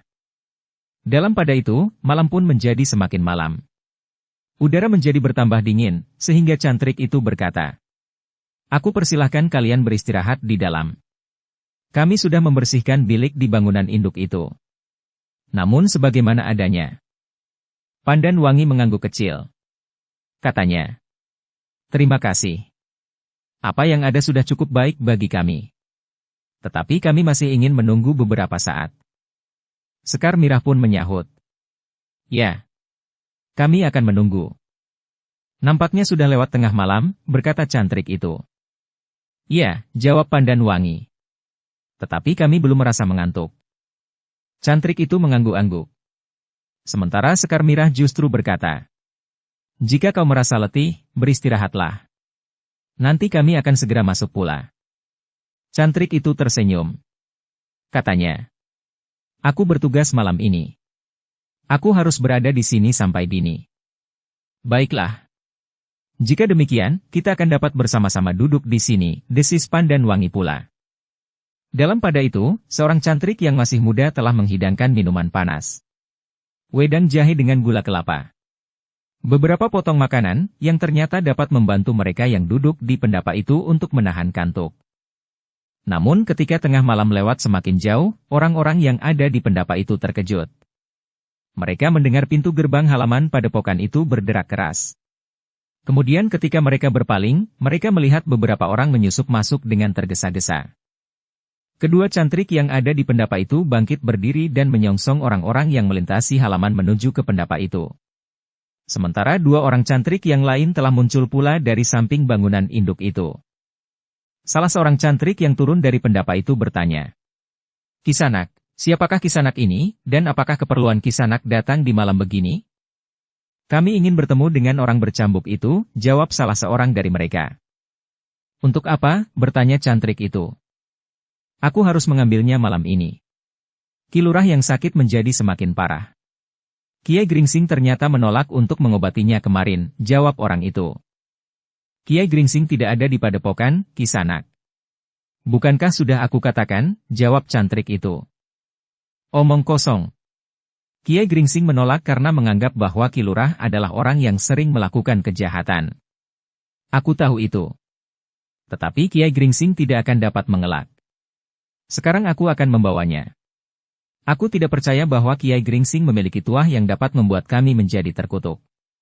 Apalagi beralih wujud menjadi binatang yang hina," berkata orang itu. "Kisanak benar," jawab cantrik itu. "Kiai Gringsing tidak dapat berbuat seperti itu. Tidak dapat mengutuk orang lain, apalagi menjadikannya seekor binatang. Jika demikian, serahkan Kiai Gringsing itu kepada kami. Kami akan membawanya. Ia kami minta mengobati Ki Lurah. Kemudian kami akan segera mengembalikannya." Tetapi cantrik itu menggeleng sambil berkata, "Maaf Kisanak. Kiai Gringsing masih belum kembali. Kami justru telah memanggil orang-orang terdekat, yang sekarang agaknya sedang mencarinya. Sampai saat ini mereka masih belum kembali." "Kau jangan mengada-ada," bentak orang itu. "Kami adalah orang-orang yang tidak mau dibohongi. Apalagi kami terbiasa untuk melakukan apa saja yang kami ingini. Jadi apa yang harus kalian bawa, jika Kiai Gringsing tidak ada? Jika kalian tidak percaya, kalian dapat melihat seluruh padepokan ini," berkata cantrik itu. "Itu tidak perlu. Aku tidak perlu melihat seluruh padepokan ini. Tetapi aku minta kalian menjawab, di mana Kiai Gringsing?" Sekarang kami akan membawanya. Dengar. Sekarang. Ki Lurah sudah tidak tahan lagi. Sakitnya terlalu menyiksanya, berkata orang itu. Cantrik itu menarik nafas dalam-dalam. Di luar sadarnya ia melihat orang-orang yang datang itu. Mereka berpencar di halaman. Ada yang berdiri di bawah cahaya oncor di pintu gerbang. Ada yang berdiri di bawah pepohonan, dan ada yang berdiri di belakang orang yang agaknya memimpin kawan-kawannya untuk mengambil Kiai Gringsing itu. Jumlah kami cukup banyak untuk menghancurkan padepokan kecil ini, geram orang itu. Karena itu, sebelum hal itu terjadi, biarlah kami membawa Kiai Gringsing. Kisanak, jangan membuat hati kami semakin pedih. Kami kehilangan Kiai Gringsing. Sekarang Kisanak datang untuk memaksa kami melakukan sesuatu yang tidak dapat kami lakukan, jawab cantrik itu. Cukup, bentak pemimpin orang-orang yang datang itu. Kami tidak mempunyai waktu banyak. Namun sebelum cantrik itu menjawab, seorang di antara orang-orang itu yang berkumis tipis, bertubuh sedang, memandangi ketiga orang perempuan di pendapa itu sambil bertanya. Siapa mereka? Cantrik itu termangu-mangu sejenak. Namun kemudian ia pun menjawab. Mereka adalah istri dari murid-murid Kiai Gringsing. Di mana murid-murid Kiai Gringsing itu? Bertanya orang berkumis tipis itu. Mereka sedang mencari Kiai Gringsing, jawab cantrik itu. Orang berkumis tipis itu tersenyum. Katanya, jika kalian tidak menyerahkan Kiai Gringsing, maka ketiga orang perempuan itu akan aku bawa. Ketiganya tentu akan dapat mengobati Ki Lurah dengan caranya. Pemimpin dari kelompok orang yang datang itu mengangguk-angguk. Katanya, satu pikiran yang baik. Kami akan membawa mereka sampai Kiai Gringsing datang kepada kami. Wajah cantrik itu menjadi tegang. Dengan nada tinggi ia berkata, mereka adalah tamu-tamu kami. Aku tidak peduli. Ketika aku datang untuk minta agar Kiai Gringsing mengobati penyakit Ki Lurah dan ditolak dengan alasan yang tidak masuk akal bahwa Kiai Gringsing tidak ada di padepokan, kami tidak membawa kawan cukup seperti sekarang. Sekarang kami membawa kawan yang terlalu banyak untuk ditolak lagi. Karena itu, maka kau boleh memilih. Menyerahkan Kiai Gringsing, atau perempuan-perempuan itu, berkata pemimpin sekelompok orang yang mendatangi padepokan itu. Cantrik itu menarik nafas dalam-dalam. Katanya, tidak. Kedua-duanya tidak mungkin. Kau tidak akan dapat membawa Kiai Gringsing karena Kiai Gringsing tidak ada di padepokan. Tetapi kau juga tidak dapat membawa perempuan-perempuan itu. Mereka tamu-tamu kami, tamu padepokan ini. Aku tidak peduli apakah mereka tamu atau istri-istri para cantrik dan siapapun mereka. Kami akan membawa mereka sampai kami menemukan Kiai Gringsing. Jika Kiai Gringsing tidak dapat kami temukan, maka perempuan-perempuan itu tidak akan pernah kami lepaskan. Mereka akan menjadi penghuni sarang kami, berkata pemimpin dari kelompok orang-orang yang datang itu. Sementara orang yang berkumis tipis itu berkata, sarang kami tidak akan terasa kering jika mereka menjadi penghuni sarang kami. Hidup kami pun rasa-rasanya akan mempunyai arti yang lebih tinggi daripada sekedar makan tidur dan menimbun harta benda. Cantrik itu menjawab, Kisanak. Kami mempunyai beberapa orang kawan pula untuk mempertahankan padepokan ini. Kami pun wajib untuk melindungi tamu-tamu kami, karena keselamatannya adalah tanggung jawab kami seisi padepokan ini. Pemimpin dari sekelompok orang yang datang itu pun memandang berkeliling pula. Jika semula hanya ada 4 orang cantrik, ternyata kemudian di sudut-sudut bangunan di padepokan itu berdiri para cantrik yang nampaknya juga sudah siap menghadapi segala kemungkinan. Namun orang itu berkata, jangan bodoh. Jika kau melawan, artinya kalian akan hancur. Padepokan ini akan lenyap dari muka bumi untuk selama-lamanya. Jika akibat itu yang harus kami alami demi pertanggungjawaban kami, apa boleh buat, sahut cantrik itu. Pemimpin kelompok orang yang datang ke padepokan itu menggeram. Sementara orang berkumis tipis itu berkata, sudahlah, kita tidak usah terlalu banyak membuang waktu. Kita ambil saja perempuan itu. Siapa yang menghalangi, akan kita selesaikan sama sekali. Baik. Ambil perempuan itu, sahut pemimpinnya. Malam ini. Aku harus berada di sini sampai dini. Orang berkumis itu pun segera melangkah maju tanpa menghiraukan para cantrik itu. Namun sudah tentu para cantrik tidak membiarkannya. Karena itu, maka sejenak kemudian di halaman padepokan itu telah terjadi pertempuran. Orang-orang yang datang ke padepokan itu serentak menyerang. Namun para cantrik pun telah siap mempertahankan padepokan itu. Ternyata yang datang itu adalah sekelompok perampok yang ingin membawa Kiai Gringsing untuk mengobati pimpinannya. Karena itu, maka mereka adalah orang-orang yang telah berpengalaman mempermainkan senjata mereka yang terdiri dari berbagai macam jenis. Ada yang membawa pedang sebagaimana kebanyakan pedang. Tetapi ada pula yang membawa jenis-jenis senjata yang tidak terbiasa dipergunakan. Ada yang membawa kapak, tongkat baja berujung runcing, parang, golok yang besar, dan bahkan tombak pendek berujung rangkap, yang sering disebut canggah. Namun yang mereka hadapi adalah para cantrik yang mendapat tuntunan olah kanuragan dari Kiai Gringsing dan Ki Widura. Meskipun mereka bukan murid-murid utama, namun mereka telah ditempa pula lahir dan batinnya. Karena itu, maka para cantrik itu pun sama sekali tidak gentar menghadapi para perampok yang garang itu. Tetapi ternyata bahwa jumlah mereka agak berselisih banyak. Sehingga karena itu, maka para cantrik, terutama yang dianggap tertua di antara mereka, harus bekerja keras untuk menghalangi para perampok itu memasuki bangunan induk padepokan. Sebenarnya lah ketika pertempuran itu terjadi, Pandan Wangi, Sekar Mirah dan Rara Wulan telah bangkit berdiri. Ketika kemudian Pandan Wangi berlari masuk ke dalam, maka Sekar Mirah pun berlari pula sambil menarik lengan Rara Wulan. Dalam pada itu, orang berkumis tipis itu ketika melihat ketiga perempuan itu berlari masuk dan kemudian menutup pintu, segera berteriak. "Kepung bangunan induk itu! Jangan sampai mereka melarikan diri!" Sementara itu, seorang di antara para perampok itu pun segera berusaha menyelinap di antara pertempuran yang sengit, sehingga orang itu pun sempat naik ke pendapa. Tidak seorang cantrik pun dapat mengejarnya, karena mereka semuanya sedang menghadapi lawan masing-masing. Bahkan ada di antara para cantrik yang harus bertempur menghadapi lebih dari seorang. Dengan kasarnya orang itu pun telah berusaha membuka pintu bangunan induk.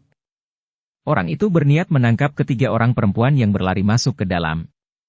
Jika ia berhasil, maka ia tentu dianggap telah melakukan sesuatu yang pantas mendapat pujian dan hadiah. Ternyata pintu itu memang tidak diselarak. Karena itu, maka sejenak kemudian pintu itu pun telah terbuka. Kedua cantrik yang dianggap tertua di antara para cantrik itu menjadi gelisah. Tetapi mereka memang tidak sempat berbuat sesuatu. Ketika seorang di antara mereka berniat menyusul orang yang naik ke pendapa itu, seorang yang lain di antara mereka telah menghalanginya. Sebelum ia sempat mengelakkan serangan orang itu, maka lawannya yang semula telah meloncat memburunya, sehingga dengan demikian cantrik itu harus meloncat berguling mengambil jarak. Tetapi ia ternyata tidak mampu meninggalkan dua orang lawannya. Demikian pula cantrik yang seorang lagi. Ia bahkan telah dikurung sama sekali, sehingga tidak dapat berbuat lain kecuali melindungi dirinya. Dalam pada itu, seorang yang telah masuk ke bangunan induk itu telah menyusup ke ruang dalam, mencari ketiga orang perempuan yang berlari ke dalam bangunan itu. Orang yang berkumis tipis yang bertempur melawan salah seorang tetua para cantrik itu berkata sambil tersenyum. "Nah, sebentar lagi perempuan itu akan kami kuasai. Jika kalian tidak menyerah, maka akibatnya akan menjadi semakin buruk bagi kalian dan bagi perempuan-perempuan itu." Pengecut yang licik, geram cantrik itu. Orang berkumis tipis itu tertawa. Namun mereka yang ada di halaman depan itu terkejut. Meskipun mereka masih juga bertempur, namun mereka sempat melihat orang yang berhasil menyelinap masuk itu telah terlempar keluar pintu bangunan induk itu dan jatuh terguling di pendapa. Demikian ia berusaha bangkit, maka seorang gadis telah melangkah keluar. Gadis itu adalah salah seorang dari antara ketiga orang perempuan yang duduk di pendapa. Namun ia sudah mengenakan pakaian yang lain. "Bangkitlah," desis gadis itu. Orang itu pun kemudian telah tegak berdiri. Sambil menggeram ia melangkah maju. Senjatanya, sebuah kapak, telah diayunkannya sambil berkata, "Iblis betina kau. Siapa kau hei?" "Namaku Rara Wulan," jawab gadis itu. "Jadi kau berniat untuk melawan kami?" bertanya orang yang berdiri termangu-mangu di pendapa itu. "Kenapa tidak? Apakah kami harus menyerahkan kedua pergelangan tangan kami untuk diikat, kemudian ditarik seperti seekor lembu?" sahut Rara Wulan. Orang itu menggeram. Namun sementara itu, dua orang perempuan yang lain pun telah keluar pula. Mereka telah mengenakan pakaian yang lain pula. seperti pakaian seorang laki-laki. Bersambung ke bab 391. Dukung kami dengan subscribe, follow, like, komen dan share. Terima kasih.